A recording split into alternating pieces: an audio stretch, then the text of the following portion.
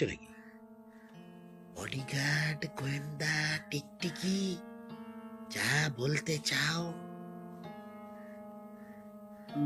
কথা হচ্ছে ওরা যদি কালকে পোখরান থেকে ট্রেনে ওঠে তাহলে হয়তো